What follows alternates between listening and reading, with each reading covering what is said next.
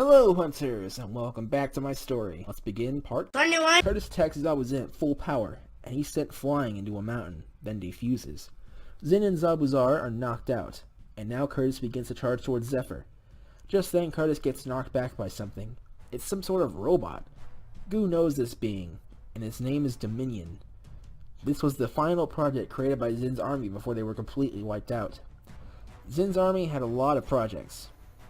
First, there was Project Dark Cannon. It started on the same year as the Cherry-Kazuso War. The Dark Cannon was a device that could turn anything into a powerful, savage beast. They tested it on 10 Earth creatures. A cobra snake, which turned it into Infernobra, an electric eel, which turned it into Morphelius, the skeletal remains of a sand beast, which turned it into Megaskel, a spider, which turned it into Gigarachnid, a lizard, which turned it into Shade Logia, a worm, which turned it into Zoosorm, a hawk, which turned it into Hawkus, a wolf, which turned it into Carnaros, a gorilla, which turned it into Gorilne, and a scorpion, which turned it into Scorpionix. The machine worked perfectly, but overusage caused it to break, so they had to make it again, this time perfecting it. While they were doing that, other researchers began work on Project Goo. 16 years later, the Dark Cannon was perfected, and they used it on a Dark Spirit Grunt, turning it into the Dark Beast. Then they combined the cannon with portals created by Monanzo to try to affect an entire city, but this plan failed. Then they used the Dark Cannon on the Goliath statue to turn it into a monster, but it was destroyed. Since the Dark Cannon project failed them so many times, they decided to scrap it completely and put all their efforts on Project Goo. 6 months later, Goo broke free and destroyed the space station, taking most of the researchers and all their work down with it. Goo was destroyed shortly after, and then the researchers who weren't on the station when it was destroyed went to the lab in the Dark Castle and started work on Project Goo 2. The lab was destroyed a bit later, but most of the work was taken back to Planet Dark. At that time, some of the researchers didn't want to continue on remaking Goo after what happened with the original, so they went on to start on their final project, Project Dominion. They built this robot to be their strongest creation yet, and make it to serve Zephyr. They built the exterior of it, then had a supercomputer do the rest of the work. Now it's complete and Dominion has made its way here. Now it's ready to fight and Curtis takes it on. Meanwhile, Stry and Shelia have the advantage against Zorota now that her illusion is broken, and with support from Alexis, they're able to work together to defeat Zorota at last. Back in the city, the other Chimeras who were at the tournament have arrived. Leon, White, Pierre, Oppo, and Callie are here to help, and the 10 of them all fire full power blasts at Infernobra and destroy him at last. The 5 siblings are finally able to immobilize and slay Zoosorm. Lee, Jay, and Michelle finally finish off and slay Megaskel. German turns into his giant form once again and takes on Gigarachnid by himself, while Gear takes on all the mini-rachnids. Once they knew what they were doing, they were able to quickly turn the tables and slay their opponents.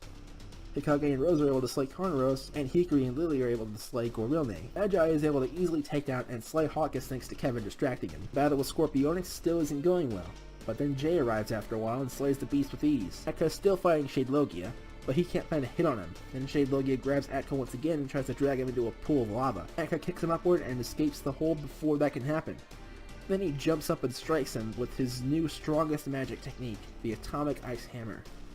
This launches the dragon downward at an incredible speed, and he lands on top of Morphelius. Morphelius dies from the impact, and Shade Logia dies from that and being shocked by Morphelius. Now all 10 Titans have been slain, and all of Zephyr's children are down for the count. All that remain are Goo, Dominion, and Zephyr himself. Now everyone is back on the main battlefield, except for the Chimeras who stayed in the city to be sure everyone's okay, and to come up with a plan to finally stop Zephyr once and for all. Sam went off to join them as well. Spirit and Goo fire the strongest blasts, and Spirit wins the struggle. Then he cuts Goo into pieces. Goo regenerates, but he's lost a lot of power. Then he explodes again, and out comes the 12 warriors that he absorbed. Dragot, Foray, Boku, Alcest, Hunter, Joji, Soul, Peace, Nardix, Horatio, Ragnarok, and Crash. They're all still unconscious. Then Spirit fires one more blast at Goo, destroying him for good. The fight between Curtis and Dominion is still going on, but then Dominion suddenly stops and says, "Preparation complete." Then he says, "Now Doomsday is at hand." Then his power skyrockets, and he charges up a powerful laser. Once it's fully charged, he fires it at Zephyr, to everyone's confusion. Then he reveals to them that he's been on their side the entire time. When he was created, his creators did intend to have him serve Zephyr, but leaving his programming entirely to a supercomputer led to some unforeseen problems.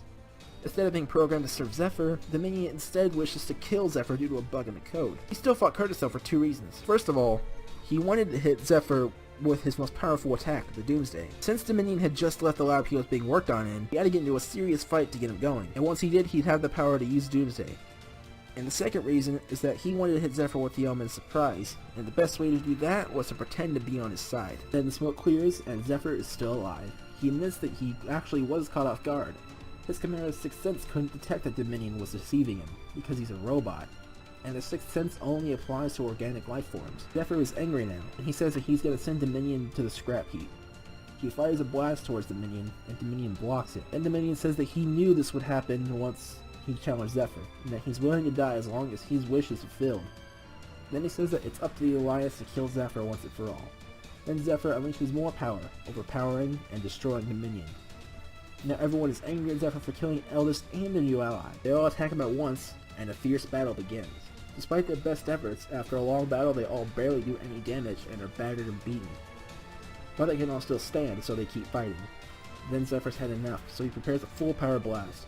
This blast is capable of destroying the planet and then some. He throws it down towards Acta, and then Spirit jumps in front of him and catches the blast. Using his full power, he's able to gain control of the blast. He throws the blast back at Zephyr, but Zephyr cancels it out. Then Zephyr reveals to them how he regained his full power so quickly. He shows them 12 crystals, all with the souls and bodies of 12 warriors who were turned into the 12 demon spawn. These crystals are what's been powering Zephyr. Shortly before his seal broke, he was conscious, and he sensed 12 lost souls throughout the cosmos. He brought them and their bodies to him and turned them into crystals that would supply him with energy that let him fight at full strength as soon as he broke out of his seal. If these crystals are broken, the 12 warriors will be back in their bodies at last. And it's possible that Zephyr will be weakened as well. However, there's only two ways for the crystals to break. One way is for the one who created the spell to deactivate it, and the other way is to use a certain spell on it that only a few people in the entire cosmos know. DSK, or the Dark Surge Killer. It's a blast capable of destroying whatever the user aims at, no matter what it is, but it costs them some of their life force. It's similar to the Life Light in that way. Eldest knew this technique, but they don't know anyone else who does. Just then, the 9th Brigade and 3 elite soldiers get up, and they apologize for rebelling, and say that they were manipulated by Zeus. Then Dragot says that he knows the DSK spell. In fact, he knows every spell there is. So to make up for his rebellion, he wants to use the DSK spell to destroy those crystals. Then Spirit says that all is forgiven if he does this. So Dragot prepares himself, then begins to charge up the DSK spell. Zephyr isn't about to let this happen though, so he tries to attack Dragot, but then the other 11 warriors step in to fend him off. Ray, Boku, Alcest, Hunter, Soul, Peace, Joji, Nardik, Horatio, Ragnarok, and Crash all give everything they've got to distract Zephyr while Dragot prepares his attack. They manage to do it, and Dragot fires the Dark Surge Killer at the 12 crystals, destroying them and freeing the 12 at last. Zephyr also seems to be weakened, but only slightly. Meanwhile, Dragot is exhausted because using the DSK spell took some of his life force. This is why he never used it against Atka in their battle. Also, everyone is exhausted from fighting Zephyr, and the 12 are unconscious. And the Chimeras are still away. There's still no one who can stand up to Zephyr. Everyone who could transform is back in their base form, except for Atka, who barely has enough strength to keep his warrior form. Zephyr prepares another full power blast, and this time no one can stop it.